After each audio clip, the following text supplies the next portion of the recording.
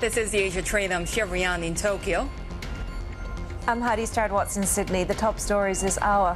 Traders are assessing the Fed chair's somewhat hawkish comments ahead of the Asia Open. Powell is signalling he's in no hurry to make further rate cuts. President Xi warns of potential dangers ahead of his first speech after Beijing's stimulus barrage as China begins its week-long holiday. And Israel prepares for what could be a ground attack against Hezbollah in Lebanon, defying international calls for restraint. We are just getting a breaking news crossing the Bloomberg when it comes to some indicators out of Australia at the moment. When it comes to the PMI numbers, we are seeing that Judo Bank Australia manufacturing PMI falling to the lowest since May 2020. So really continuing to see these signs of weakness really playing out through the Australian economy, despite, of course, pretty much the stance of that hawkish hold from the RBA. They've been pretty relaxed when it comes to, some of the risks to the economy, including the likes of household credit, for example, ahead of what is expected to be now a 2025 rate cut cycle. We are seeing the Aussie dollar, though, having seen some of the sort of beneficiary flows from the stimulus out of China and some of the recovery in not just Chinese assets, but also some of those China proxies as well. 69.19 is how we've been trading over the past 2 days at the moment, but still with the PMI numbers that we've seen really continuing to fall further into contraction territory, Shery. And of course, we continue to watch the U.S. economy as well. Chair Powell really breaking little ground when it comes to his comments that he made overnight, really about being not rushing into these rate cuts. He's talking about those projections that still show 2 rate cuts of 25 basis points, all of course if the economy performs as expected. So we'll be watching the job openings numbers tonight, also the Friday U.S. non-farm payrolls. Take a listen to what he said. Looking forward, if the economy evolves broadly as expected, policy will move over time toward a more neutral stance. But we are not on any preset course. The risks are two-sided, and we will continue to make our decisions meeting by meeting. And of course, what happens with China and the trajectory of that economic recovery forms a big part of the global risk picture, right, including what the Fed must be thinking about at the moment as well. We will be hearing from President Xi Jinping throughout sort of, when it comes to this speech that he made on Monday, and just giving a little bit more context as to what the very upper parts of the leadership are thinking about this barrage of stimulus and the weakness that we've seen continuing in this structural slowdown. President Xi really urging caution in the face of what he said could be a rough patch ahead for China. These are his first public comments in that speech, marking the 75th anniversary of the founding of the People's Republic of China on Monday. Before this, of course, Golden Week national holiday. These were the first comments since the sort of unleashing of potentially, some are saying this is sort of the whatever it takes moment, but certainly a lot more of a serious and desperate approach to adding stimulus. He didn't give any details when it comes to the economic measures, but certainly he says the road ahead cannot be smooth. There will be obstacles and difficulties, major challenges like surging torrents and storms. So a very poetic way of sort of warning that it is far from, potentially smooth sailing ahead for the Chinese economy, even with this additional fiscal and monetary policy support, Shery. But all of that support really renewing that enthusiasm when it comes to the Chinese markets. And what's been interesting has been the divergence in that enthusiasm when you compare it to, say, the U.S. markets. Because we saw the CSI 300, for example, seeing its best day since 2008, but that not necessarily translate into the overnight Wall Street session, where U.S. stocks did manage to gain, but that only happened in the final minutes of U.S. trading. Overall, still, we're talking about the S&P 500 securing its 4th consecutive quarter of gains. That will be the longest such winning stretch since 2021. And we continue to watch Treasury yields, the shorter end yields leading the gains on the prospects of fewer rate cuts and the dollar higher overnight because of that. Take a look at the other side of that trade.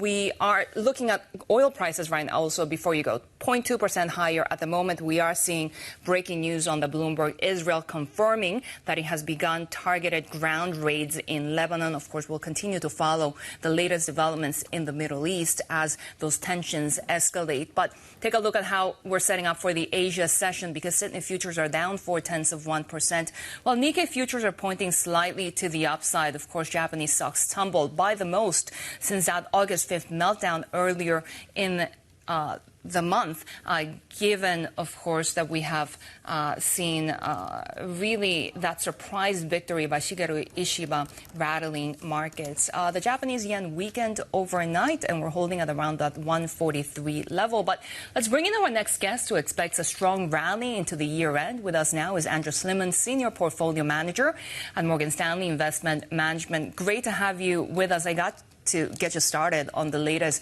developing story right now out of Lebanon. Israel confirming that it has begun targeted ground raids in the country. Of course, is coming after the killing of Hezbollah's leader. We continue to see these escalating tensions. What are the assets that you'll be paying attention and be focused on in the next few days in order to see any movement because of the rising geopolitical tensions? Sure.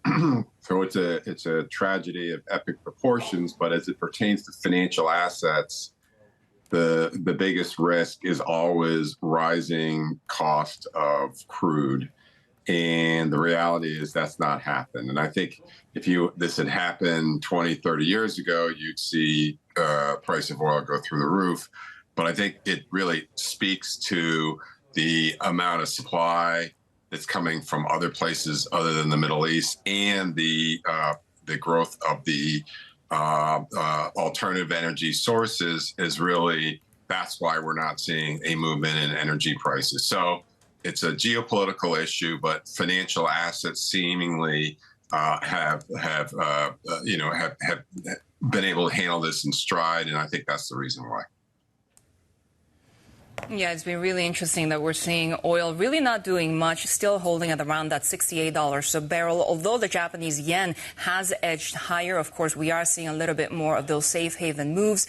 The yen had weakened overnight more than 1% against the U.S. dollar, given what Chair Powell had said being in no rush in order to cut rates. And all of this coming as Israel has now confirmed that it has begun targeted ground raids in Lebanon. They're calling it targeted ground raids in the southern part of Lebanon, after, of course, Israel continued to bomb the center of Beirut. Really a sign of no let-up in these geopolitical tensions. But then, Andrew, tell us, what will you be watching in terms of that year-end rally? What assets and what sectors could lead it?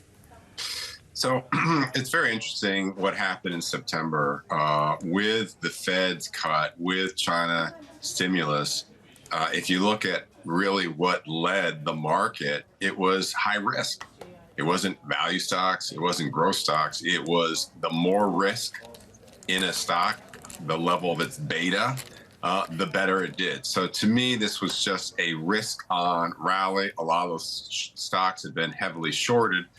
And the stocks that lagged were really the companies that, lower risk and had been doing well year to date. So that's a short-term move. I wouldn't necessarily say, aha, now I got to go out and buy a lot of high-risk stocks.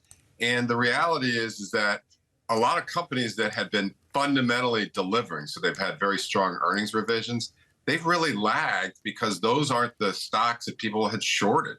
So I think a lot of this is short covering, but we're coming into earnings season. And I think when we get back to fundamentals, I think there's a big opportunity in companies that have continued, the leaders that have reported good numbers and raised force estimates to going up. The setup is great going into third quarter earnings report because the market seemingly in September has been focused on something else.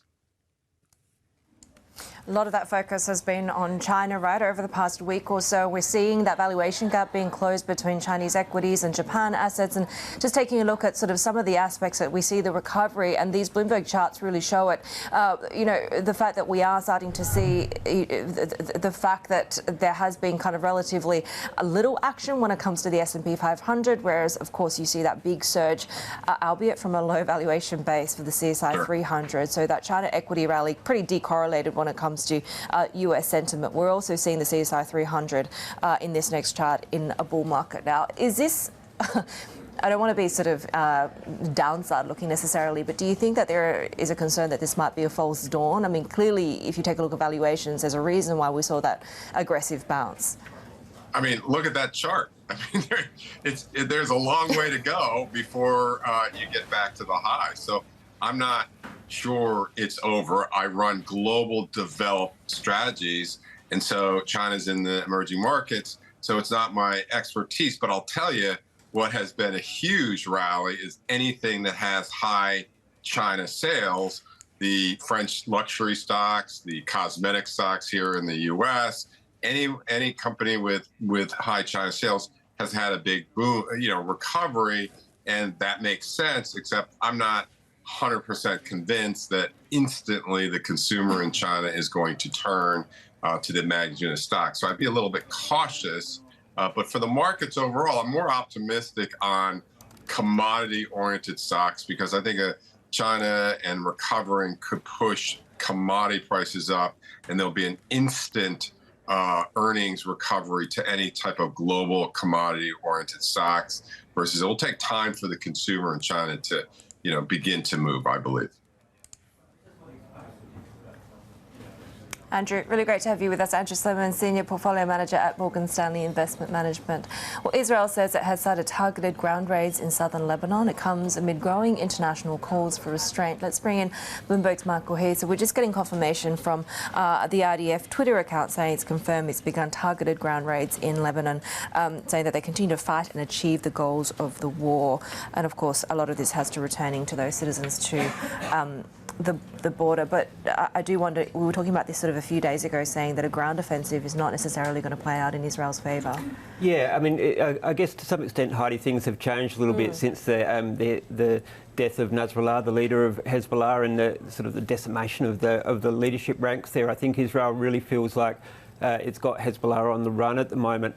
And it's important to remember that while Hezbollah has a really huge missile arsenal, a lot of them are about a limited range of about 40 kilometres. So part of Israel's idea is if they can push Hezbollah back far enough, they'll sort of be out of range of those communities. But you're right. I mean, the moment you cross the border, you're asking for insurgent attacks. It's never going to be state army against state army kind of thing. And it also will rally people towards Hezbollah as well. It's one thing to do cross-border raids from the air or to target Hezbollah there, but once you've got boots on the ground, it becomes a different story. When you take a look at, I do wonder how direct and targeted such an operation could be. If we take a look at the example of what happened in Gaza, is it comparative in terms of how much this can escalate? Yeah, well, it could escalate a lot more. I mean, it's a very different scenario. With Hezbollah, they have direct links to a military-industrial complex in Iran. It comes through Syria. They can be resupplied, whereas in Gaza they're isolated. Hamas was isolated. It can't bring in extra supplies and all that sort of stuff. Israel has it surrounded. So the potential for protracted war is quite high. Now, Israel's been there before. I mean, they're not going to fall into that trap, you'd assume. I mean, they held southern Lebanon from 1982 to 2000. They withdrew from there in 2000. And at the moment, they're saying this is only limited targeted operation on Hezbollah facilities around the border area. But obviously, the door's been opened now to troops to keep going. It has a few options. I mean, one that's been spoken about is that they take, say, a 10-kilometre zone there, and then it's used as a bargaining chip in a process to get Hezbollah to move back from there as a means to secure peace. But we're still in the early phases here. I mean, this literally happened. This was reported five minutes ago, sort of thing. So we'll just have to wait and see. It could be that they just launch raids. It could be that they go all in and occupy it. It could be they have a halfway house there. They'll go in, take out as many of the sort of centres of resistance they can find and kill as many insurgents as they can find and then withdraw. It's still very open-ended at this stage. Yeah, especially the fear is that we could see what happened in the 1980s with the Lebanon war, where it started very limited, but then it escalated, right? But when it comes to Israel itself, I mean, it's fighting wars on so many fronts, right? It just opened up a new front in Yemen with Israeli fighter jets bombing seaports and several power stations. How difficult is the situation for Israel right now?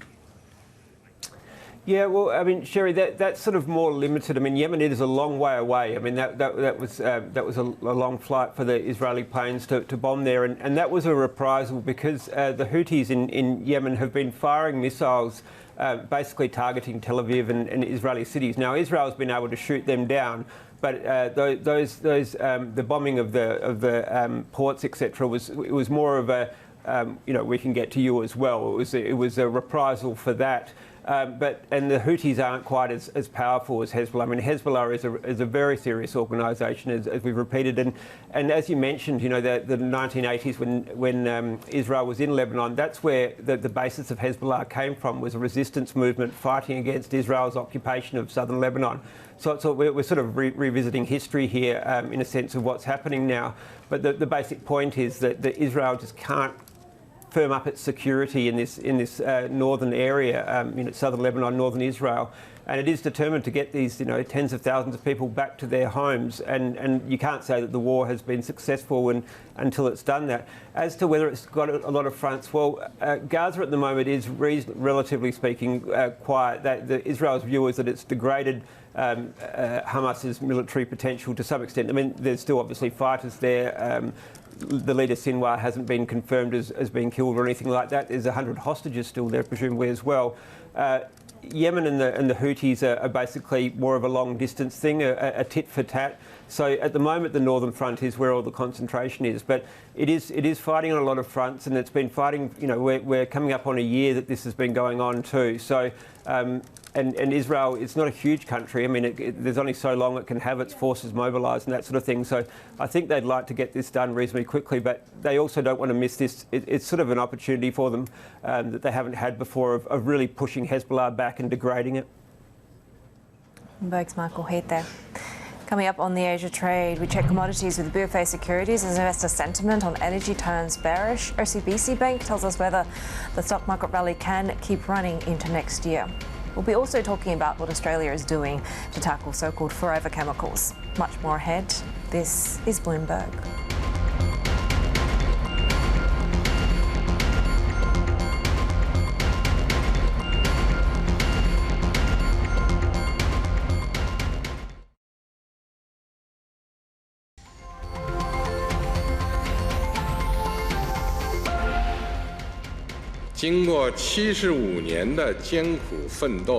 After 75 years of hard work, China's modernization has unfolded a magnificent picture and presented an extremely bright and brilliant prospect. At the same time, the road ahead will not be smooth. There will definitely be difficulties and obstacles, and we may encounter major tests such as high winds, rough seas, or even stormy waves. We must be vigilant in times of peace, plan ahead, and rely closely on the entire party, the entire army, and the people of all ethnic groups across the country to resolutely overcome all the uncertain and unpredictable risks and challenges. No difficulties can stop the Chinese people from moving forward. Chinese President Xi Jinping, in his first public comment since Beijing launched its unprecedented stimulus package. For more, let's bring in our China correspondent Min Lo in Hong Kong. Min, there, President Xi really warning of a potential rough patch for China to come. Yes, quite a subtle shift in the tone there by President Xi at the National Day reception at the Great Hall of the People yesterday. It contains the usual refrains about a glorious future that China will have, as well as China's stance on its sovereignty, the One China principle, the 1992 consensus, and its opposition to separatist forces in Taiwan. But it also contains this warning about potential roadblocks ahead, the need to prepare for a rainy day. And if you compare his full speech to the one he made 5 years ago in 2019 at the 70th anniversary of the founding of the PRC, the tone is quite different. In 2019, it was wholly positive. President Xi mentioned some of the big social economic achievements of the country and how China's future is undoubtedly very bright. But this time, it reflects that those changes we have seen over the past 5 years, right? The geopolitical winds shifting, the U.S. election that could potentially turn the risk-on sentiment to a risk-off one, as well as some of the economic challenges that China faces as well. We've also seen Beijing becoming just the latest Tier 1 city, right, to loosen further rules when it comes to home purchases.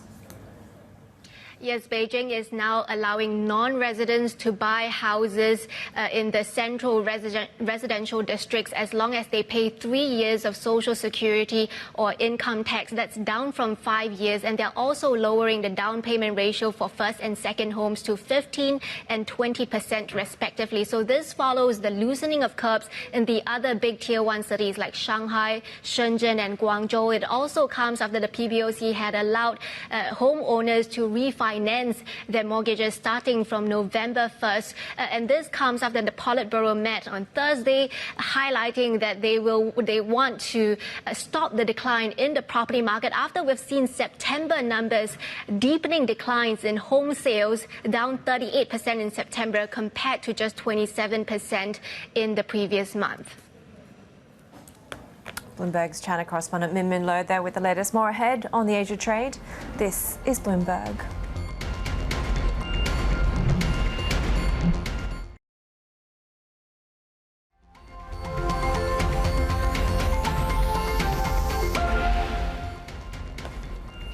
New York's governor says she fully expects a strike by dock workers to go ahead on Tuesday, halting operations at East and Gulf Coast trade gateways. That would include the Port of New York, New Jersey, the nation's busiest Atlantic hub for international commerce.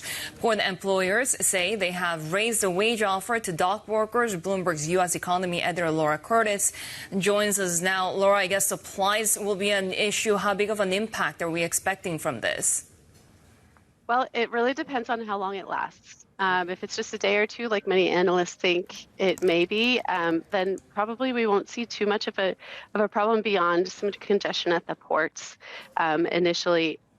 If it goes on too long, though, we could start seeing within a week shortages of fresh fruit in New York City, places like that, and then also some impacts to certain industries like the automotive industry. Is very reliant on these ports for auto parts and also exports. It also comes at a pretty crucial and inconvenient time for American farmers. Yeah, that's right. And we're having some drought issues with the Mississippi River, which is slowing down some of the transport of grain we reported earlier. And it could also have a pretty early impact on meat and dairy farmers who rely on the cold chain to keep their products fresh for export. Those types of facilities will fill up very quickly.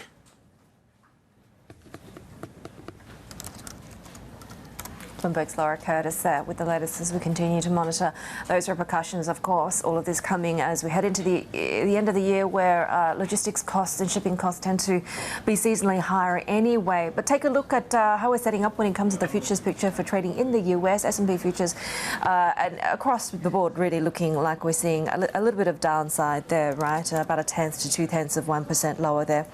Some concerns, of course, in terms of what we heard from Fed Chair Powell, saying that the Fed is not in a hurry. They'll lower rates over time, repeating really the rate policy is not on a preset path, and also making comments about the recent price figures pointing to continued disinflation. But those comments from Powell that they'll be lowering rates over time and emphasising the sort of solid footing that we see the US economy on an overall basis on, as well as reiterating his confidence that inflation will continue to move towards that 2% target. So some of that really kind of took a bit of a wind out of US markets overnight, and also potentially passing through some of the challenges in Asia today. More ahead on the Asia trade. This is Bloomberg.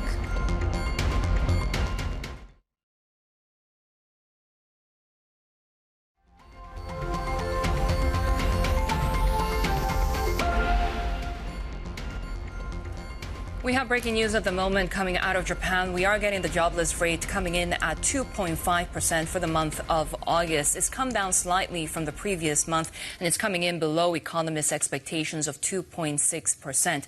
When it comes to the job to applicant ratio, 1.23 is the level, again coming down a little bit from the previous month. Of course, we continue to watch the aging population and increasing constraint on the number of job seekers, also the unemployment rate, and of course this tight labor market underpinning underpinning that wage growth that we continue to see here in Japan, and how that's going to affect the BOJ policy going forward. Right now, jobless rate at 2.5% for the month of August. But of course, Heidi, is really going to be the Tankan Survey results later today. That's going to be very important for the Bank of Japan.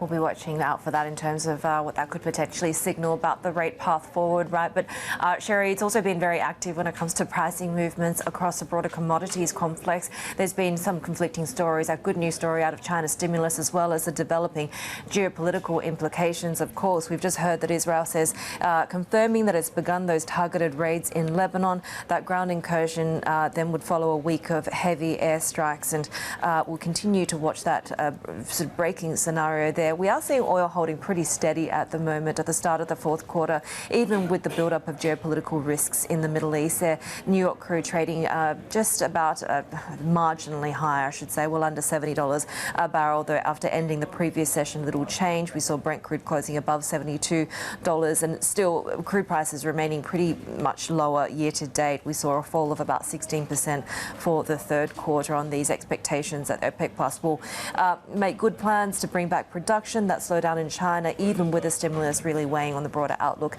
Iron ore, we're also seeing giving back some of those gains after the big spike. Top Chinese cities, now Beijing among them in that tier 1 group, easing home buying curbs. And we're seeing gold futures a little bit softer there as well after Fed Chair Powell signaled that he is not in any hurry, Shery.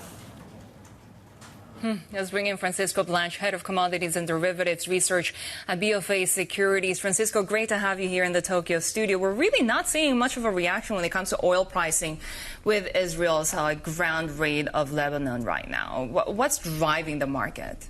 Well, look, we have seen a limited impact of geopolitics on prices in the last few months as a result of the Israel-Hamas war. And part of it is that the war hasn't broadened to impact physical energy infrastructure. We've seen, of course, the Houthi attacks in Yemen disrupting traffic, and particularly sending ships around the Cape as opposed to through Suez, through a Red Sea.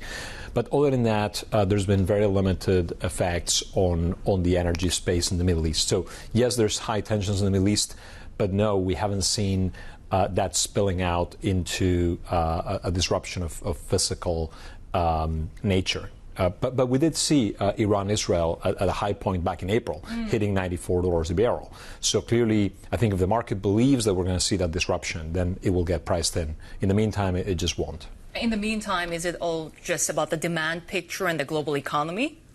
Absolutely. It's about the demand picture, it's about the global economy, but it's also about what OPEC Plus is going to do in the next couple of months. They've signaled they want to bring back barrels, and we know that next year the market is moving into a surplus anyway. So it's going to be difficult to bring those barrels without pushing prices a little lower. Has China's stimulus package changed the calculation at all? Well, so the China stimulus package, for the most part, has been monetary, as you know. We are waiting for the fiscal package details over the course of the next couple of months, which I think probably will come after the U.S. election.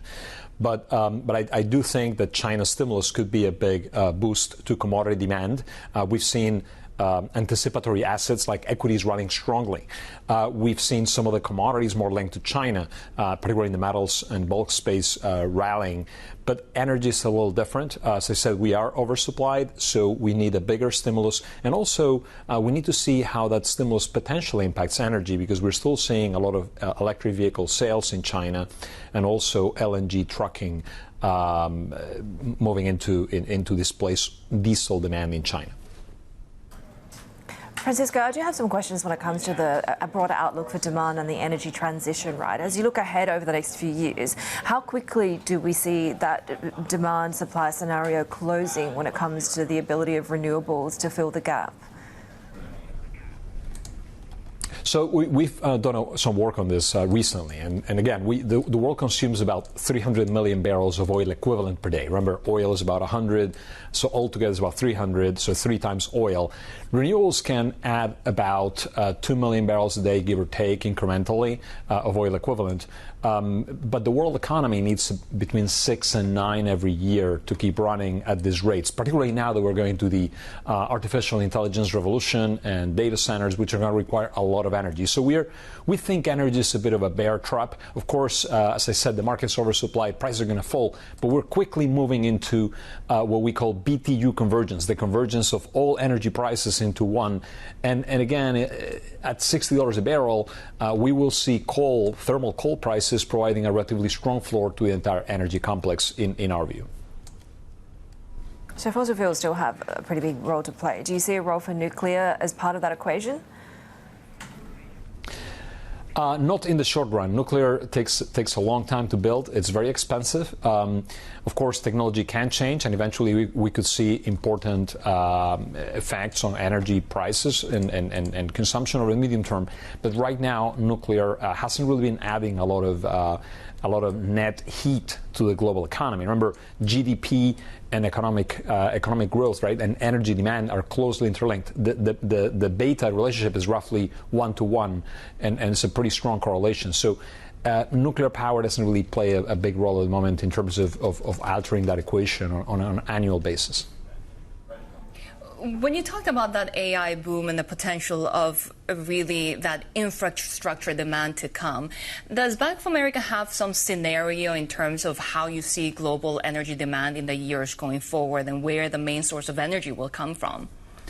We've started looking into this in more detail. So we think, for example, in the U.S., to give you a sense, which is probably the most advanced in terms of data center creation, power demand growth has been 0.2% per year for about 15 years. So very tiny growth in electricity demand. It's a developed economy, mature economy. Now we think that number is going to go to 2%. That's a 10 times increase in the growth rate.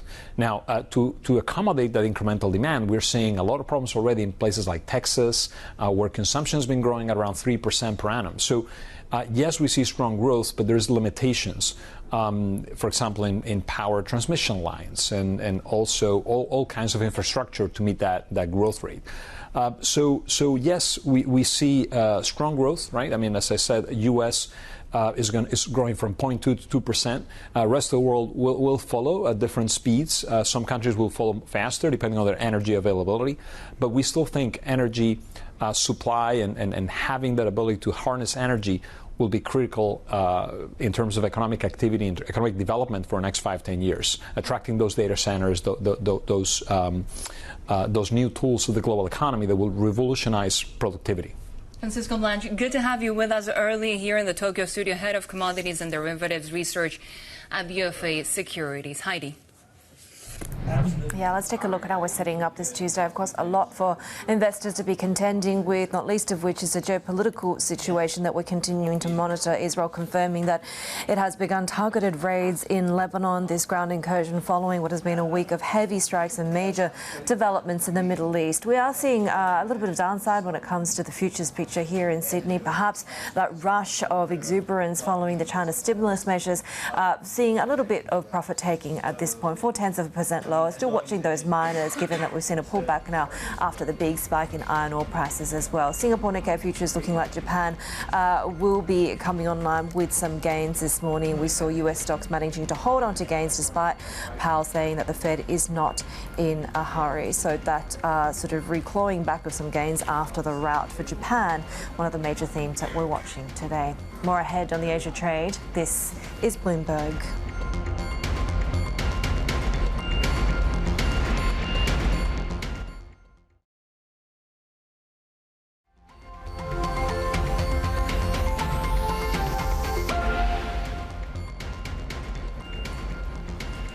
Well, Shery, we continue to monitor across the Middle East, right? In a lot of ways, it has been sort of a little bit surprising that the broader market reaction has been kind of a non-reaction despite these very dramatic developments across the Middle East in terms of Israel's operations. And we're watching to see sort of the next steps with Israel confirming via its Twitter account, the IDF saying that it has begun these targeted raids in Lebanon. This ground incursion would follow a week of what has been very dramatic, heavy airstrikes and certainly a lot of things that Israel will be claiming as a victory. But of course, Shery, we've spoken to a number of experts about the risks of a ground operation for Israel.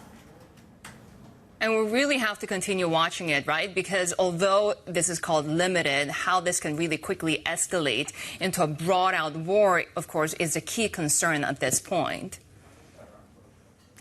That's right, Shery. Let's get some more views now on these, what it calls limited, localised and targeted raids against Hezbollah targets in the border area of southern Lebanon. Let's bring in Randa, who's a senior fellow and director of conflict resolution at the Middle East Institute. And, you know, I think when all of this was sort of really developing over the past couple of weeks, there were many voices that said a ground incursion, ground operations is not what Israel wants, and it may not work out in Israel's favour. What are the risks here?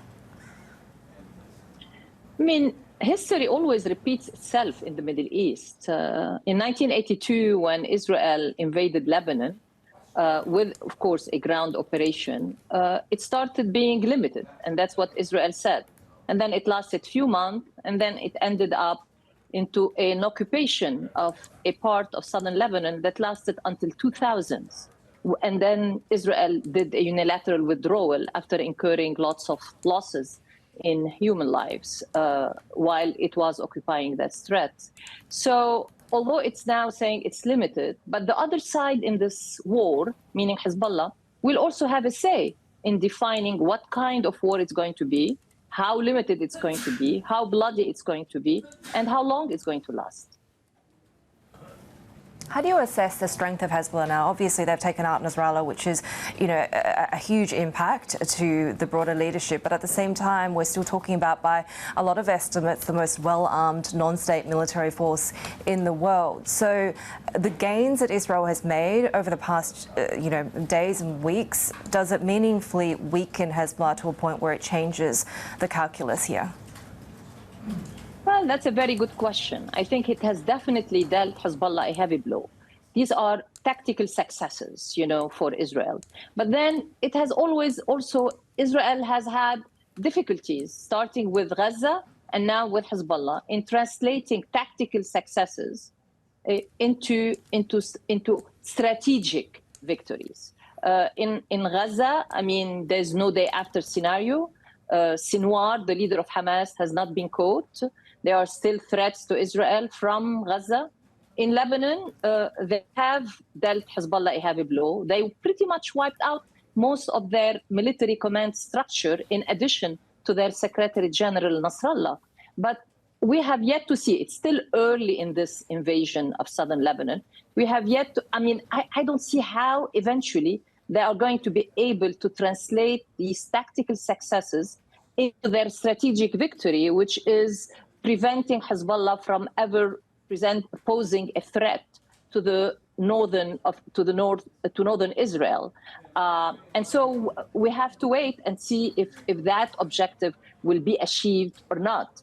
Absent an occupation of that stretch of Lebanon, you know, 8 to 15 miles from the border with Israel, I don't see how they can prevent Hezbollah from reconstituting itself in that part of Lebanon, since many of its fighters come from that part of Lebanon. They know these villages extremely well. They have fought Israel before in these villages. And so this is going to be a terrain that is usually in favor of the defenders and not in favor of the invaders. And at what point does Israel decide that the objective has been achieved, especially when they need to put back all of those displaced Israelis into the north? When they have enough assurances, security guarantees, through either a, as I said, long-term occupation of that stretch of land, which will prevent and stop Hezbollah from being able to launch rockets that can threaten this part, you know, the northern part of Israel, or they can use or leverage this military invasion, if they can, with the help of the international community, into a diplomatic agreement, ceasefire deal, as well as, you know, a reinforcement of a Security Council Resolution 1701, which basically says Hezbollah forces have to retreat behind the Litani River, meaning they will not have capacities to launch rockets at northern Israel. The Lebanese army will come in and, you know, in large numbers and position itself basically between the border and the Hezbollah forces behind the Litani River. And the Lebanese army, aided by international peacekeeping forces, play this role of peacekeeper and you know, install a new status quo into that border area. All right, that was Randa Slim, Senior Fellow at the Middle East Institute. We have more ahead on the Asia trade. This is Bloomberg.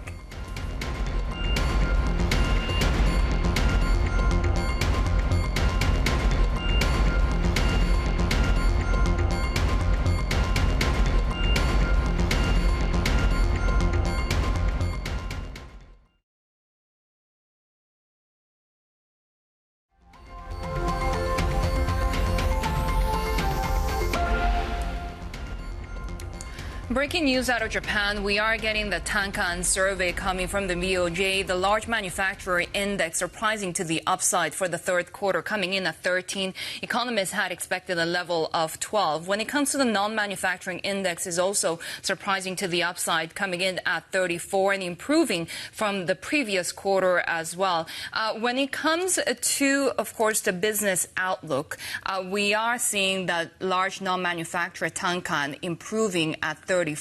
The small manufacturing Tankan, though, also staying at 0. So not a lot of change, but still bouncing back from contractionary territory. What we've been watching out for, though, is, of course, the dollar-yen assumption by all enterprises, and that's coming in at 145.15. Right now, we're at that 143 level. Really interesting because the Tankan Survey is one that the BOJ watches very closely, and we're seeing that the business sentiment has, in fact, if not stayed steady, at least improved when it comes to the non-manufacturing sector, despite the fact that we've had the rebound of the yen from extreme lows in the third quarter, not to mention disruptions from a typhoon that hit during the summer vacation season as well, that we were thinking potentially could affect those services sector numbers. But we'll continue to watch the latest lines on the Tankan Survey. Especially, we'll be waiting for the 5-year ahead inflation expectations from these enterprises to give us an indication of where they see business going from here. But it's a big day here in Japan because Parliament is set to appoint Shigeru Ishiba as the nation's 65th prime minister. Bloomberg opinion columnist Reidy says his surprise victory represents a remarkable change, but the Japanese leader needs to map out concrete policies. Gearoid joins us now for more on this. And Gearoid,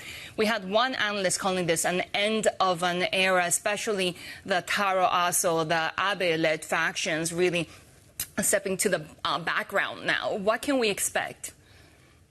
Yeah, I absolutely agree with that. It's certainly the end of an era, and it marks a big change in the direction for the LDP. You're going to see far less influence from the Abe faction. Obviously, the Abe faction is the former Abe faction, I should say, because it's been dissolved, still trying to find, just in general, the right wing of the party is still trying to find its footing after Abe's assassination 2 years ago. The question, I think, is, what is the new direction?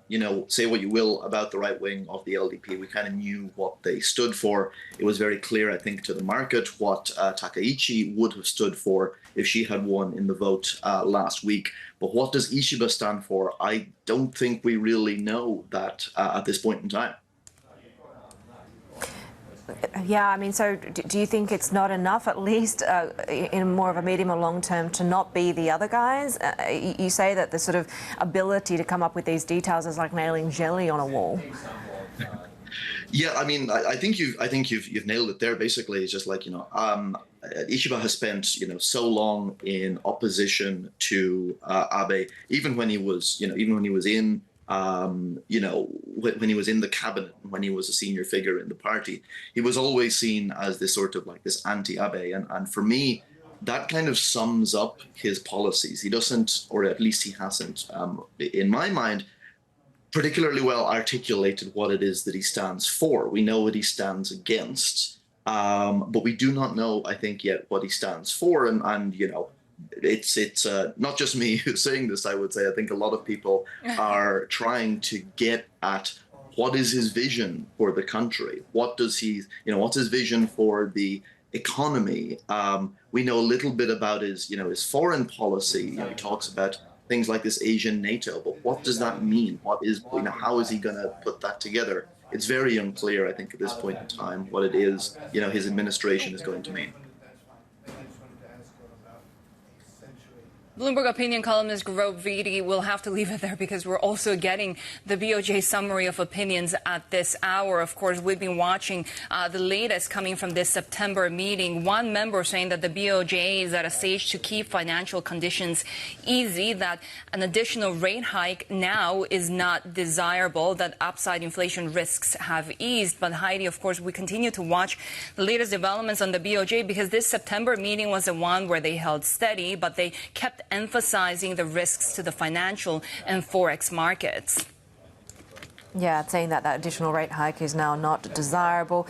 One BOJ board member saying they must choose the right time when raising rates. So a fair degree of caution there. And as you mentioned earlier, Shery, we're also watching out for the BOJ third quarter Tankan number that's a little bit later today, right? They're expected to show some indications of sagging sentiment when it comes to the manufacturing in particular. The yen's rebound from those extreme lows probably had an impact there. We had disruptions from a typhoon as well that hit across that summer vacation period, could have an impact on services as well. So we are just getting the trickling through when it comes to the summary of opinions from the Bank of Japan.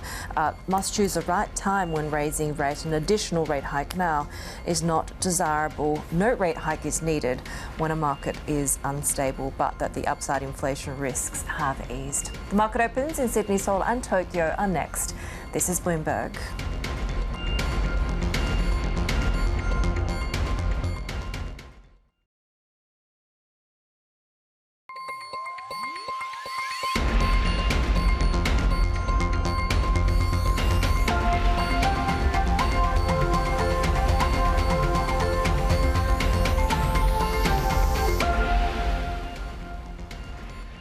This is the Asia Trade. We're counting down to Asia's major market opens. It's a big day here in Japan. The leader of the ruling Liberal Democratic Party expected to be appointed new prime minister. Of course, we're going to get his cabinet as well. But Haidi, markets will be reacting to a barrage of economic data as well.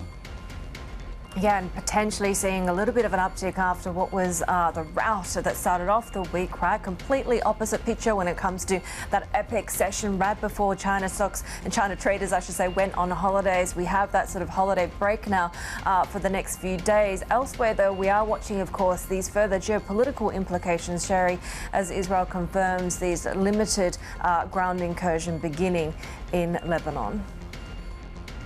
Yeah, we'll be watching those commodities-related stocks in the Asia market opens. Take a look at how Japan is coming online after its worst session since the August 5th meltdown. This, of course, after the surprise victory of Shigeru Ishiba, who's expected to be appointed the new prime minister this afternoon. And we'll continue to watch, of course, the latest lines dropping from the BOJ summary of opinions from the last meeting in September when they didn't move. And then they also were saying that they were focusing on forex and financial markets volatility, and those comments are really catching our eye today, especially when they're talking about markets being unstable and that they wouldn't want another hike at that time. We're also watching, of course, the jobless rate, which fell more than expected, coming in at 2.5% for the month of August, and the Japanese yen at the moment holding at that 143 level against the U.S. dollar. All of this as we are also getting those trade figures out of South Korea. And take a look at how the Kospi is coming online, because those export numbers, it's growth of more than 7%,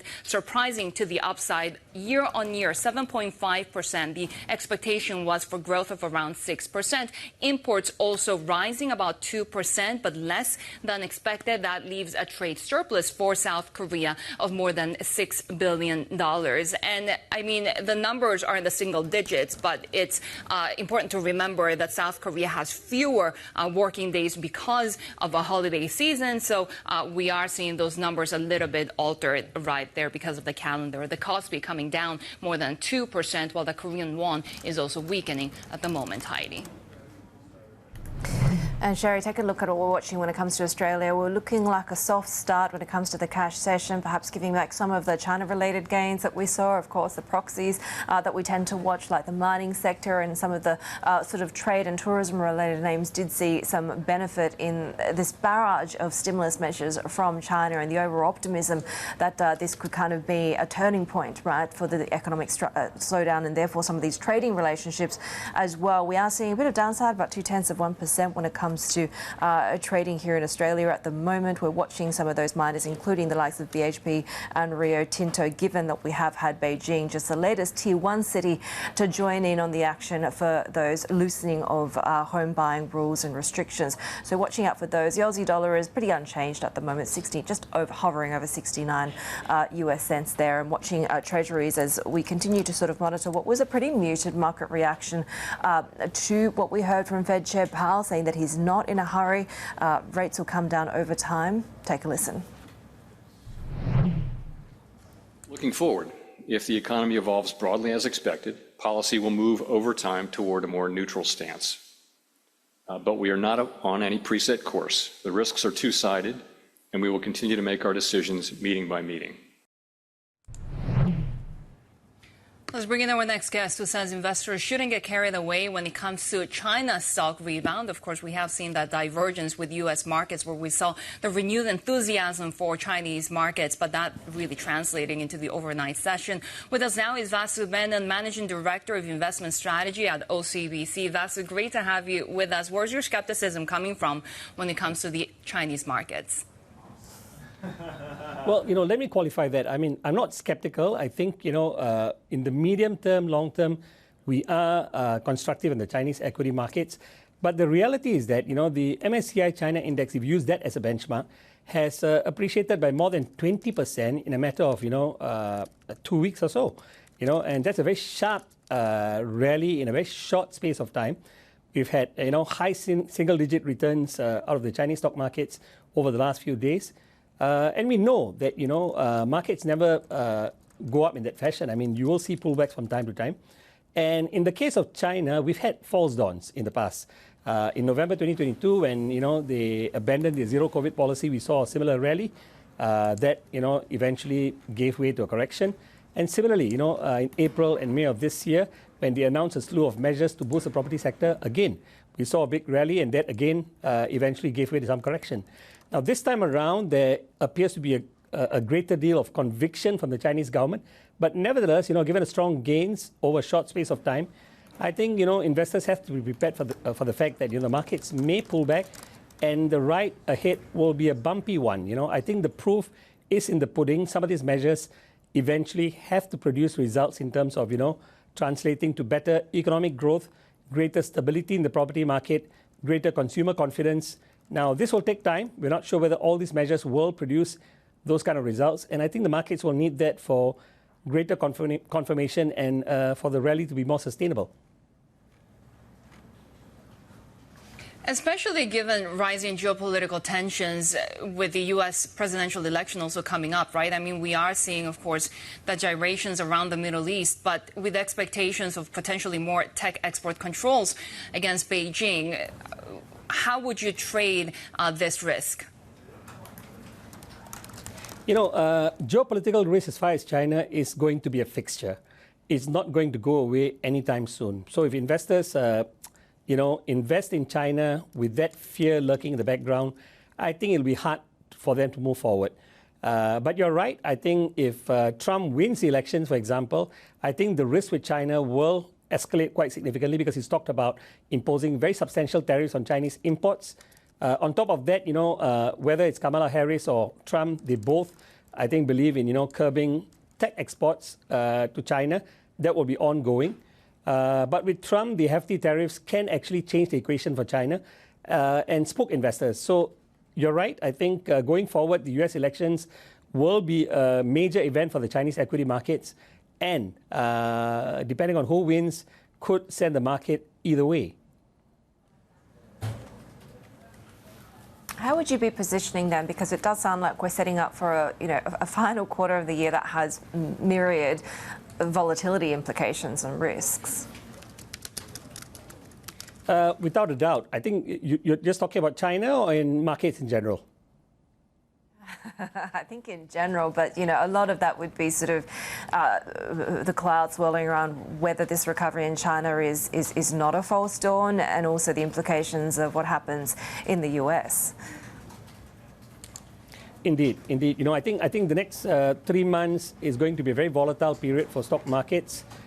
Historically, the markets have seen a nice rally in the fourth quarter. But this time around, you've got several headwinds. You've got the Fed meeting coming up in November. You've got the US elections. And of course, I think geopolitical concerns in the Middle East. So we have a number of headwinds. So I think investors have to brace for quite a bit of volatility. Now, as far as China is concerned, I think the markets are doing well right now. But as I've said, we shouldn't take that as to be a constant. I think going forward, there'll be volatility, especially in the run-up to the US elections, and perhaps even beyond that. But the fact of the matter with China is that, if you look at the price-to-earnings ratio of the Chinese stock market, it's low teens right now. It is trading below its 10-year historical average. So the valuations are not high despite the recent rally. And we think there's more upside, provided we see more fiscal policy, we see more monetary policy, we see the determination that China has shown in the last few days coming through. And what happens in China is not just going to benefit China. It's going to benefit the rest of the world as well, because China is a major economy. It is the second largest economy in the world after the US. And so, what's very heartening is that both the Federal Reserve and the Chinese government are both undertaking significant stimulus. And I think that's a positive takeaway for investors. There are further gains in store when it comes to Japan. We've had weeks of, political uncertainty. The leadership uncertainty has been settled. Perhaps the policy uncertainty has not at this point. Do you think there's further gains there, particularly as we see China closing that valuation gap? For now, I think Japan is going to take a backseat, I feel, because, all eyes are on China, all eyes are on the Federal Reserve, US equities, emerging markets. Those are seen as the big beneficiaries of Fed moves and the moves that are taking place in China. But nevertheless, I think if you take a longer-term view of Japan, that is, I think there's still a case. Because with Japan, it's not just about leadership and politics. It's also about, some of the more structural fundamentals, the corporate governance changes, the share buybacks, the dividends, the very significant changes that have taken place as far as shareholders are concerned. And I think that is going to be a positive for Japan. And of course, you've seen the Japanese government bring about changes with its NISA program. Again, that is also going to provide a lot of liquidity for the Japanese stock market going forward. So Japan is a longer-term story, but for now, I think all eyes are trained on other markets and regions which seem to offer better short-term potential. Vasu, always great to chat with you. Vasu Menon of OCBC there. More ahead on the Asia trade. This is Bloomberg.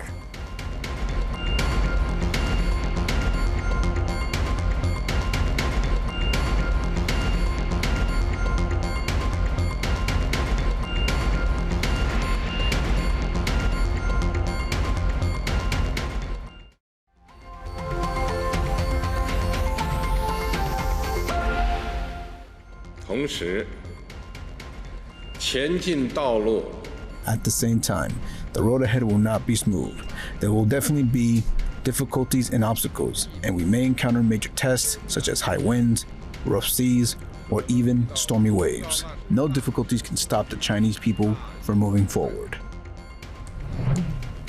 Chinese President Xi Jinping there in his first public comments since Beijing launched its unprecedented stimulus package. Let's bring in our China correspondent, Menon, who joins us in Hong Kong with more. So, given how these speeches tend to be sort of more on the positive side, there certainly were a lot of warnings as to the uncertainty of the path ahead. That's right. President Xi gave a slightly more somber speech at the National Day reception at the Great Hall of the People in Beijing yesterday. He had his usual refrains around China's national sovereignty, its stance on Taiwan and its opposition to the separatist forces there.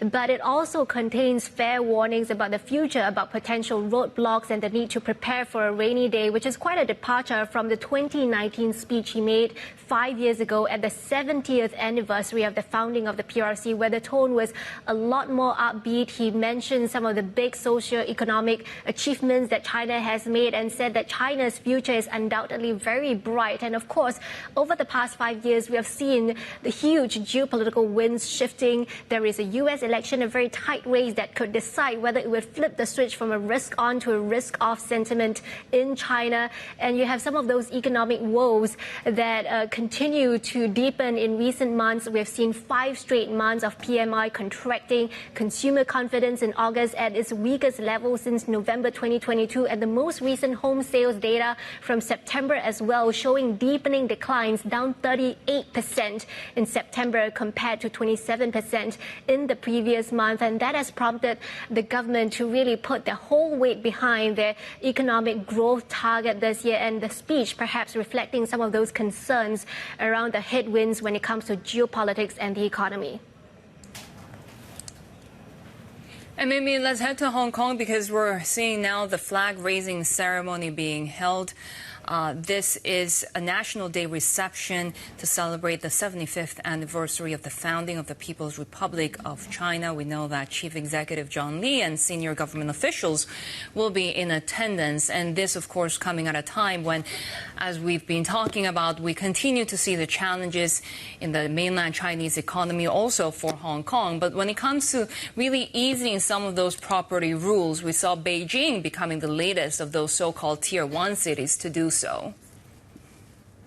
Yes, Beijing is now allowing non-residents to buy homes in its central residential districts as long as they pay about 3 years of income tax or social security contribution to Beijing, down from 5 years. And Beijing also cut down the down payment ratios for first and second homes to 15% and 20% respectively, following in the footsteps of the other Tier 1 cities like Shanghai, Shenzhen, and Guangzhou city as well. And this comes after the PBOC announced over the weekend that it's now allowing homeowners to refinance their mortgages starting from November 1st. The Politburo last Thursday pledging to put a floor to stop the decline in the property sector, and we're seeing that come through in the property developers index, up 15% yesterday, although analysts are saying that some home buyers are still staying on the sidelines as they wait for the prices to bottom out. But we could see a pickup in buying activity in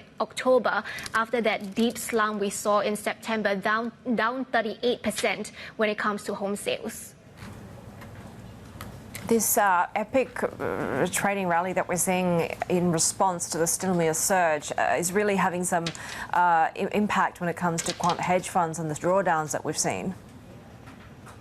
Yeah, quant hedge funds have been facing drawdowns of between 3 to 5 percentage points last week as the CSI 300 surged to its highest for a long time.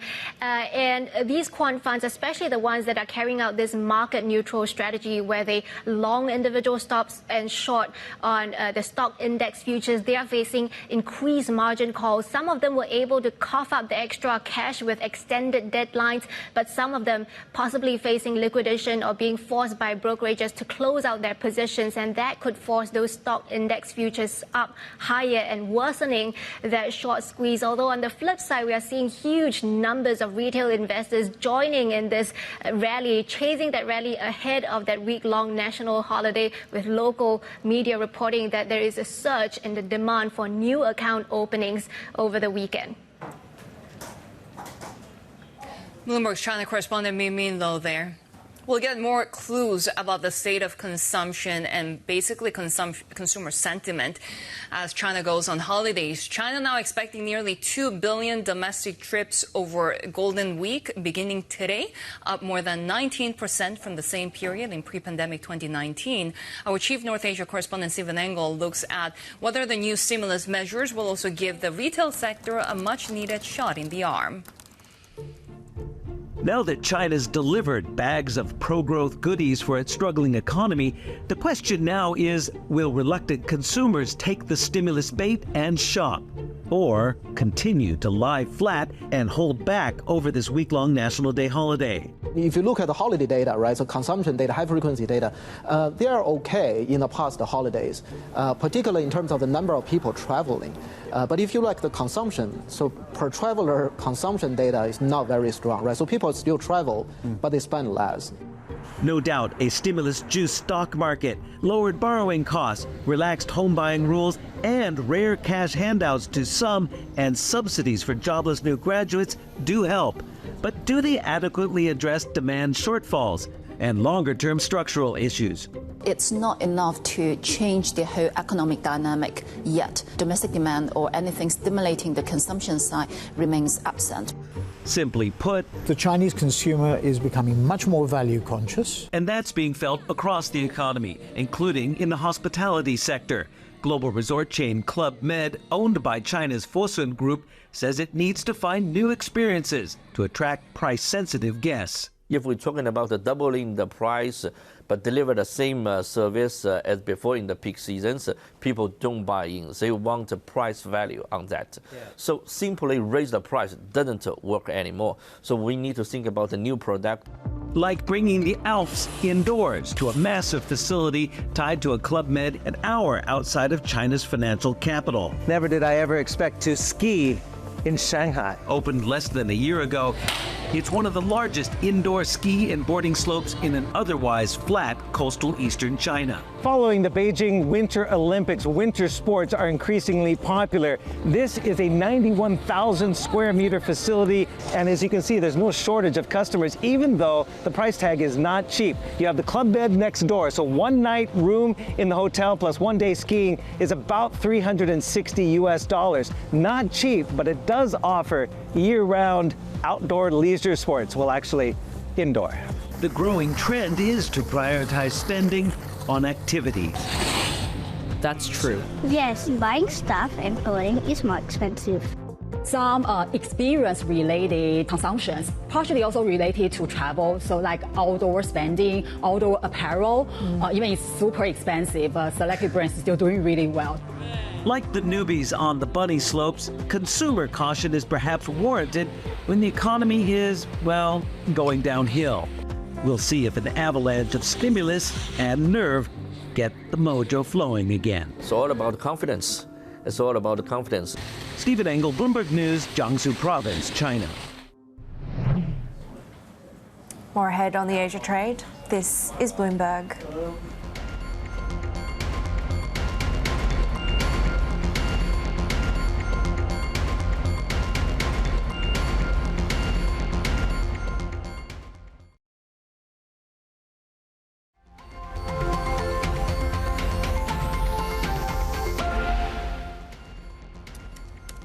Israel says it's begun targeted ground raids in southern Lebanon, defying international calls for restraint.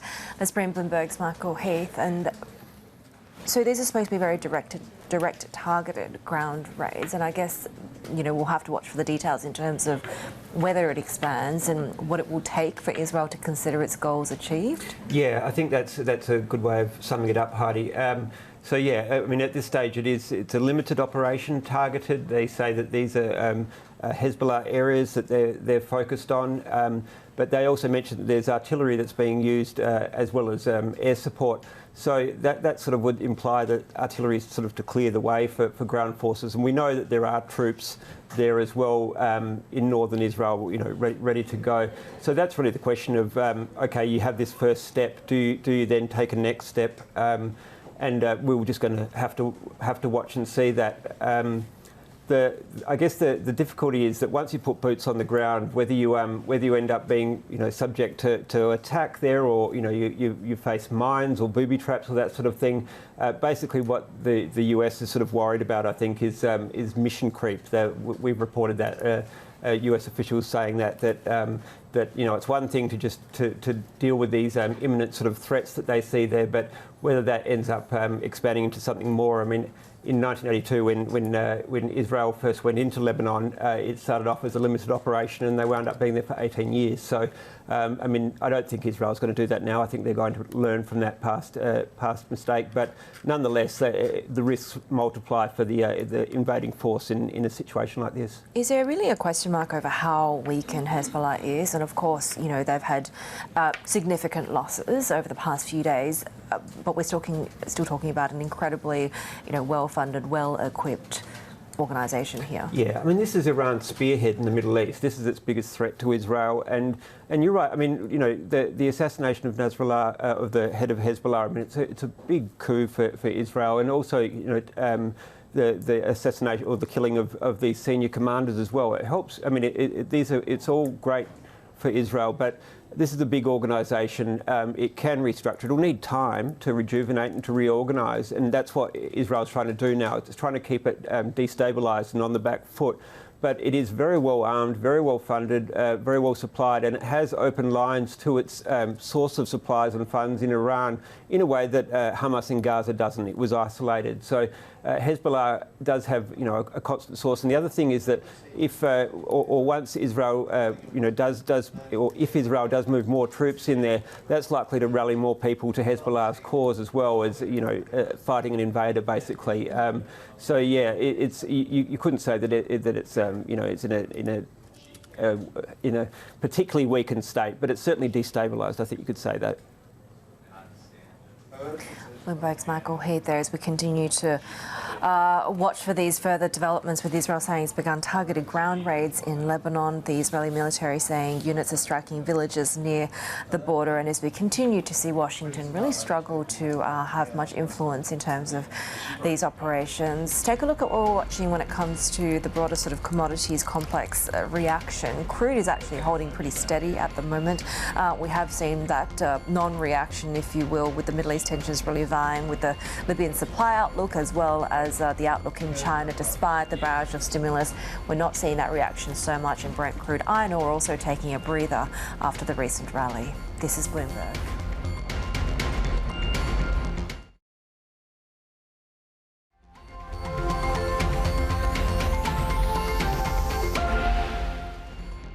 GDI has been quite low relative to GDP, raising, for those of us who forecast the economy, the risk that that GDP will turn out to have been overstated and it'll get revised down to meet GDI. So that's been a downside risk that we've been monitoring. Now, we don't see that happening. There's really nothing that I can point to in the economy that suggests that a downturn is more likely than it is at any time. This is not a committee that feels like it's in a hurry to cut rates quickly. It's a committee that wants to be guided. Ultimately, we will be guided by the incoming data. You should see housing services inflation flatten out. And you are seeing that, but you're seeing it just at a sluggish pace, as sluggish as it usually. So I think I went from thinking at the beginning that this would happen fairly quickly to now thinking that that process will play out over a period of some years. Chair Powell there stressing again there's really no rush in cutting rates at this point. We actually had the U.S. markets bouncing back in the final minutes of trading. Most of the session they were down. Take a look at how U.S. futures are trading at the moment, because there's not a lot of action after Chair Powell really broke little new ground, reiterating most of the points that he made during the September meeting by the FOMC. He still projects 225 basis point cuts if the economy performs as expected. We're seeing a bounce back when it comes to Japanese stocks after the worst day since the August 5th meltdown. Really interesting, in the previous session, we had the Nikkei underperforming the topics, which could have been a sign that the sell-off was really driven by those speculators. They prefer to trade the Nikkei because of its high liquidity as well as volatility. And today we have a big day for Japan because we're expecting Parliament to confirm Shigeru Ishiba as the new prime minister. We're going to get those cabinet members as well. So we'll continue to watch the markets as we're seeing the bounce back in Japanese equities. Heidi. Take a look, Shery, when it comes to some of the PMI numbers that we're getting through the Bloomberg at the moment. It is a bit of a mixed picture with some significant upside when it comes to the readings from the likes of the Philippines, right? We're seeing the readings when it comes to the manufacturing PMI for the Philippines rising to the highest since June 2022. It comes as we continue to hear sort of the rhetoric from the central bank moving that meeting to October 16th and saying that it's possible to see a cut for reserve requirement ratios within his term. We're also watching some more of the downside there as we see not much of a move when it comes to Japan, still in that contraction territory. Indonesia also seeing a little bit more further improvement there, bouncing off that 48 level. We're seeing Malaysia, though, what a significant fall there from 59.7 to 49.5 in that reading, Shery. And of course, Heidi, we continue to watch the durations around expectations of what the Fed will do next. Morgan Stanley's chief U.S. equity strategist says the labor market will be a big driver of stocks than interest rates. Michael Wilson told us more about how he's evaluating the current news cycle. Good news is good news until it's not, because then the Fed has to raise rates too much. That was the story before. Now it's bad news is good until it's too bad. So, look, I think there's three parts to what happened in the last 2 weeks. Okay, first of all, the Fed gave us 50. I think everybody was kind of expecting 25 right up until the last minute. And so it was still an upside surprise. And we had written about this. We thought 50 going into the meeting, if they could convey that it was not being done for growth concern reasons, would be a positive. So we got that, checked the box. And I don't think that was a shocker, but it was a positive event. And then we got the China stimulus. But that came in two pieces. Don't forget, right? It came with a monetary stimulus initially. And I would say most people, including us, were like, well, that's interesting, but that's not going to do much. We need fiscal stimulus. They're in deflation, right? We're not going to get any action in the real economy. So then, of course, the policymakers came in because they listened. And they said, OK, we'll do some fiscal, too. And then we got this massive move. So we've had a 20% plus move in 3 days, which I would say very few people captured. All right. The other thing you have to think about, why is it up so much today? Well, Japan sold off sharply over the weekend. So I think, China has been a source of funds for the Japan trade, for the India trade, all the other EM countries that have done well. Okay, and now you may see some reversion back, but that feels pretty overcooked to me at this moment. What we care about in the U.S. is the following. Is this going to change the trajectory of growth in the U.S. in a meaningful way? And the answer really is no. It can maybe get some excitement in things like materials, some of the industrial stocks who have direct leverage to perhaps a China stimulus of some kind. But beyond that, I think we need to see the labor market get better in the U.S., and we need to see the policy changes from the Fed have an impact on consumers. Let's talk more about the labor market, because clearly a lot of investors are hinging on Friday's report. How much could that move the needle? And if you have a significant miss to the downside, what would that mean for equities? I mean, for us, the labor market's everything now. And by the way, it's everything for the Fed. Yeah. So, this is the $64 trillion question. Did the Fed cut 50 because they are actually worried about the labor trends, which I think they should be paying attention to that? Or are they doing it because, look, inflation's come down and they're too tight to begin with, and so that they're able to, is the Fed cutting because they can or because they need to? So the labor market will tell us the answer to that. And, we've been pretty straightforward about this. If the unemployment rate goes up again, I think that's a clear negative. If the unemployment rate can come down and jobs data is okay without any major revisions, that would be a positive. Morgan Stanley's chief US equity strategist Mike Wilson there, speaking with our colleague Sonali Barsak. Let's get you the latest when it comes to the corporate headlines we're following in tech-focused publication. The Information reporting that SoftBank's Vision Fund is planning to invest $500 million in OpenAI. This is part of a larger funding round that would cement OpenAI's place as one of the world's most valuable startups. Bloomberg's previously reported that OpenAI is in talks to raise $6.5 billion from investors at a valuation of $150 billion. Satellite providers DirecTV and Dish have agreed to merge in a deal that would create the biggest pay TV provider in the US. DirecTV will acquire Dish TV and Sling TV from EchoStar for just $1, but will also take on nearly $10 billion of debt. In connection to the deal, TPG will acquire 70% of the stake in DirecTV that it doesn't already hold from AT&T for nearly $8 billion in cash. Qatar Airways plans to take a 25% stake in Australia's Virgin Airlines. The Gulf carrier plans to acquire the minority stake from Virgin owner Bain Capital once regulators give approval. Australia's government last year denied Qatar's bid for more flights into Sydney. Virgin is trying to challenge Australia's dominant market player, Qantas. The Wall Street Journal is reporting that PepsiCo is in advanced talks to buy a tortilla chip maker Siete Foods for over $1 billion. The report says a deal could be announced soon. Siete, which is privately held, is known for its Mexican-inspired products, including those tortilla chips. It is said to be drawing takeover interest from PE firms as well. Just recapping those PMI numbers, and of course a big jump when it comes to the improvement in the outlook for manufacturing in the Philippines. Really, that was sort of one of the standouts. But we did also see, of course, a much less of a big move when it comes to Malaysia, contrary to what we previously had reported. 49.5 was the actual reading for the PMI for Malaysia, just a slight weakening from that 49.7 level that we saw in the previous August reading there. But still, the outlook there for the Malaysian economy quite challenging. That output level is the lowest since about March this year, and we're seeing that fourth straight month of contraction. New orders, so seeing the highest levels that we have seen in about 2 or 3 months there. More ahead on the Asia trade. This is Bloomberg.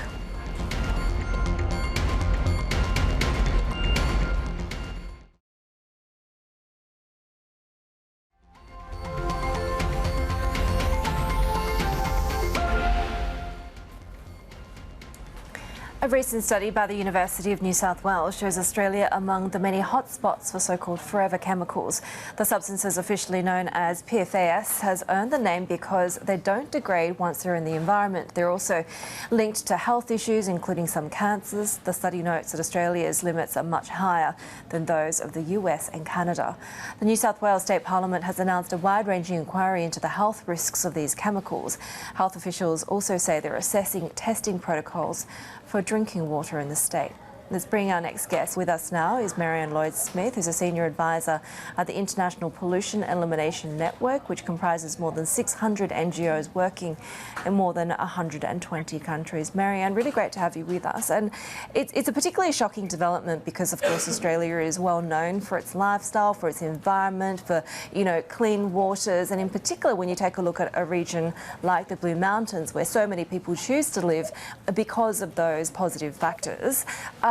But it doesn't sound like it's surprising to you, because you say there's been policy inaction, or at least an inadequate response for a number of years now. That's certainly the case, yes, because in 2011 we knew that about 50% of our regional and city water providers were producing water that was contaminated. So it was no surprise. Unfortunately, nothing was done for the next 13 years, and here we are, looking at the problem right across Australia with contamination at significant levels, and levels that have really got the community concerned. What should the immediate policy response be, given the level of risks that we're talking about? Well, certainly we could stop arguing about the level of risk and what level is acceptable, because the US EPA has come out quite clearly and said there is no safe level of exposure. So the whole aim should be reduce our exposure to as close to zero as possible. To do that, there are some sensible, things that the government could ensure. Substantially improving water treatment at the point of distribution, making sure that all the water providers use the best available technology, reverse osmosis, microfiltration, that sort of thing. We could stop the release and distribution of contaminated biosolids. That's the byproduct of our wastewater treatment plant. We produce 500,000 tonnes of these biosolids, much of which is contaminated, and the majority of which is used on agricultural land. We need to get PFAS out of food packaging, out of pesticides, out of pesticide containers. We need to look at PFAS in imported products and really focus on personal products and children's products. And we need to increase our environmental monitoring. But really importantly, the government must initiate a claim against 3M, the producer of many of the PFAS chemicals, to pay for all of this. This cannot be a thing that the community, who is not complicit in this contamination, is meant to pay for. We need the polluters to pay as required by international good chemical management.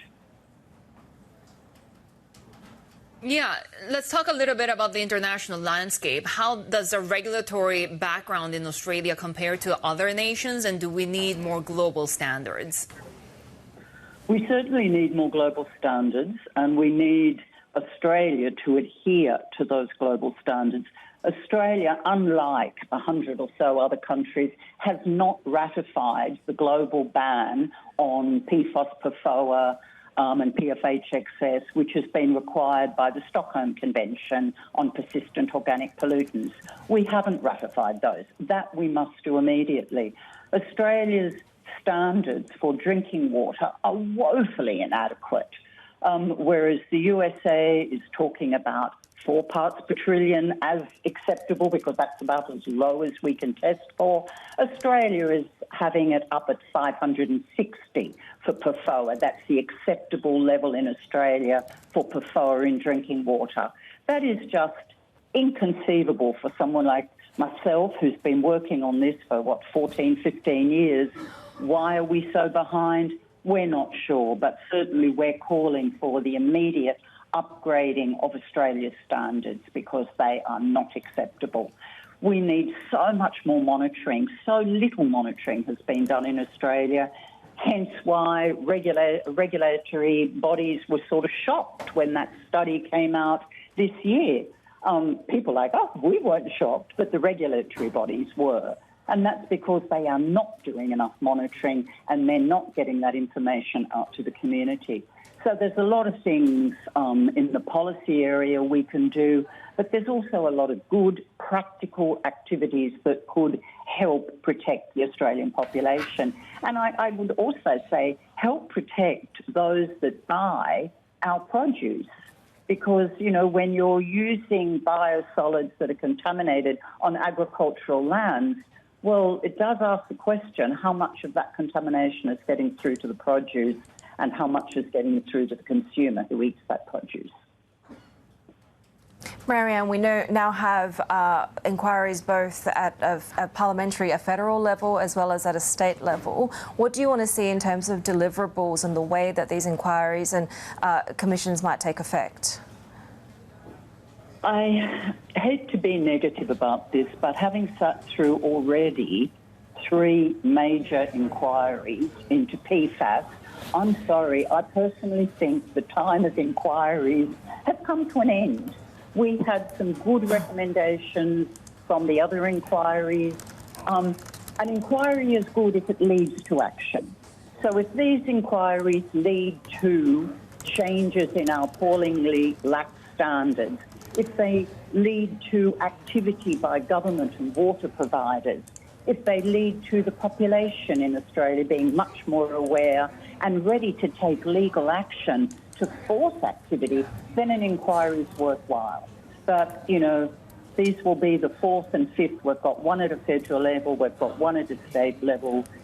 How many more inquiries do we need to see the obvious thing that these chemicals are unmanageable, they are chemicals that cause horrendous health effects, and most importantly, they are transgenerational.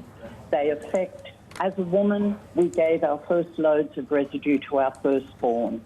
And by doing that, we pass on that contamination to generation after generation.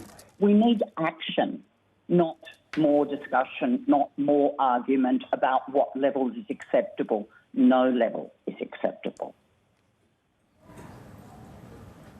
Mariann, we really appreciate your time with us today. Mariann Lloyd-Smith, who's a senior advisor at IPEN. We have more every week on Australia Ahead, Tuesdays at 10:40 a.m. in Sydney. More ahead, this is Bloomberg.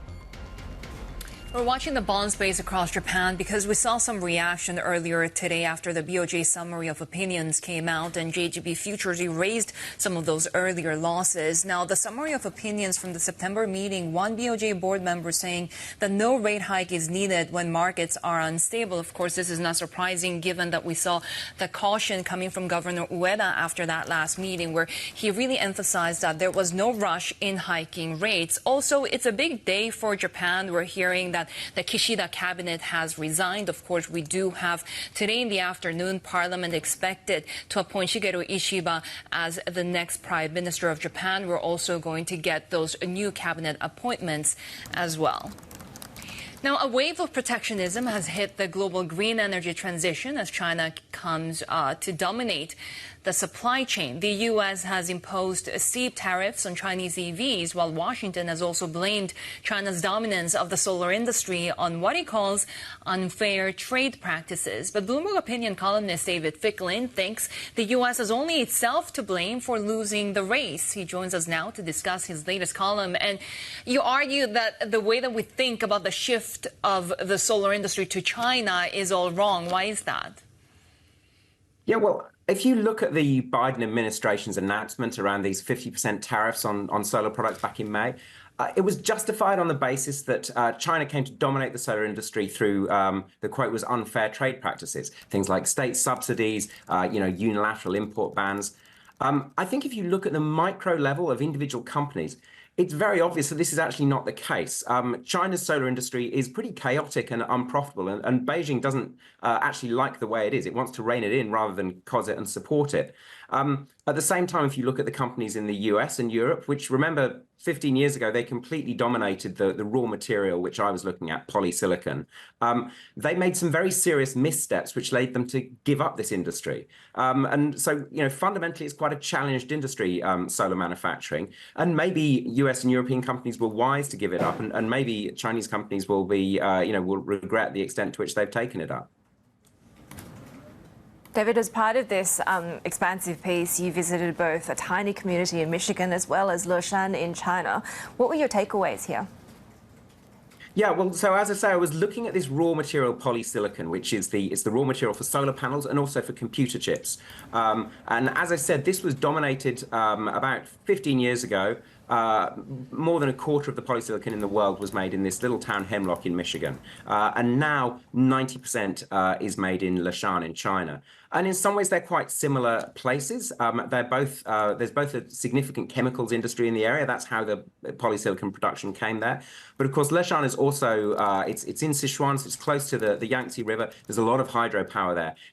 Electricity is very cheap, and it's quite expensive in Michigan. So I think that's one of the key differences. The other thing I think that's worth thinking about is this business in Michigan. It was a complicated joint venture between 2 American and 2 Japanese companies, never invested enough. And to really make this business work, you need to scale up on a massive scale, which is what's happened in China. And I think that's how China has come to be so dominant now. This business has never been an easy one, right? So was there anything specific that Washington did wrong to give this industry up? Yeah, I mean, I think there's some key things. In terms of what Washington did wrong, I think the most important one was in the early 2010s, we actually had a previous iteration of the current trade war that we're having over solar panels. And the US industry was really not very strategic about what it was doing there. Particularly, the US industry made a lot of money exporting this polysilicon, which gave it quite a crucial role in the supply chain. But a German solar manufacturer then went to the US Department of Commerce and started an anti-dumping investigation against China, which went through, but with very little justification. And of course, when you do these trade cases, you end up with countervailing, trade cases from the other government. So what happened is China then struck the US polysilicon industry. The US polysilicon industry proceeded to collapse. The European one actually is still going pretty effectively because Europe is still exporting its polysilicon to China. So I think starting trade wars inevitably ends badly, and particularly if you start a trade war without investing back in the supply chain, which is what the US failed to do. Bloomberg opinion columnist David Fickling there with that great piece.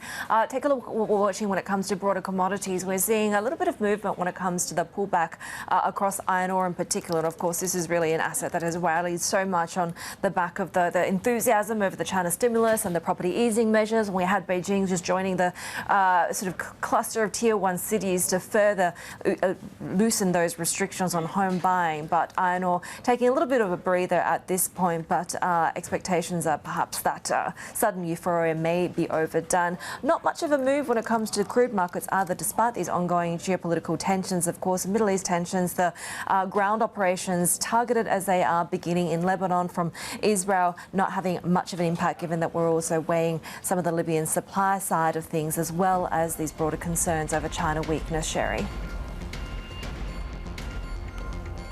Big moves across Japan right now as we're seeing that rebound from the lowest level since August 5th. That's it from the Asia Trade. The China show is next. This is Bloomberg.